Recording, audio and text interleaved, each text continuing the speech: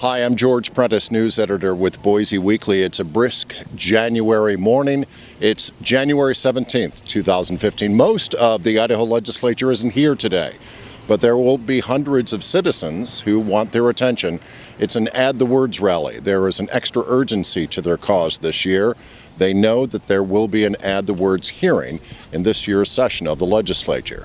For now, myself and Harrison Berry will be talking to some of the folks here who have an extra sense of optimism this year. First of all, tell me about what brings you here today.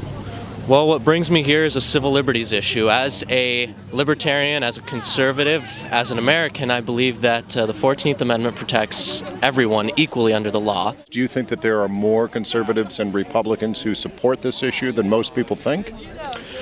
I can't gauge the situation nationwide. The Republican Here in Idaho. Right. In Idaho, the Republican Party is split. You know, you have the Butch Otter Republicans, you have the Russ Fulcher Republicans, you have the Libertarians, the Tea Party. It's so fractured and so splintered that each one of us has their own different opinion and view on this matter specifically. I believe within the next decade, things will change. Can you tell us what a win is today? What does a win look like for this afternoon? For this afternoon, just for this event to go well and to get people signed up to testify the week of the 26th. How do you feel about the odds of the bill that's up in front of the legislature right now making it through and becoming part of Idaho's human rights law? Better than it's ever been before. I think a conversation that needs to happen about how we treat each other. That's what needs to happen this session.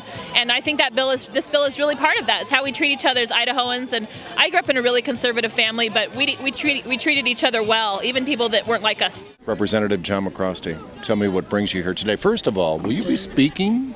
I will not be speaking today. Okay. This is the Add the Words rally, Right. And we've been fighting for the last 9 years Right. to get a hearing. This year we're actually going to be getting a hearing on the legislation, and so this, to me, is a kickoff to all the lobbying activities that are going to be taking place over the next 9 or 10 days. Were you surprised that a hearing came as quick as it did in the session? You know, we heard earlier, before the session had even started, that Add the Words was supposed to get a hearing. Right. We didn't know the route that it would take, but I'm not particularly surprised, and I'm very pleased that all those rumors actually came to fruition. How many conservatives or Republicans do you think might privately support this measure? You know, I have looked through the list, and I haven't been able to have those conversations with my Republican colleagues yet. You're speaking this morning. Now, can you give us maybe like a little bit of a preview about, maybe what your topic is? Well, I think that's essentially it. I'm a musician in town. I'm really involved with the cultural scene here, and I just think all of this is relevant to the kind of city and the kind of state that I want to live in, and that's one that really doesn't stand in the way of other people's rights. Madelynn Taylor, this is a fun day for you. Yes, it is. You were just telling me that any day is a good day when? When I'm rabble-rousing. Tell me about you getting word when the Ways and Means Committee finally decided to hold a hearing. We got the word from Nicole via Facebook Nicole page, yeah. And I hiked into the car and got down here.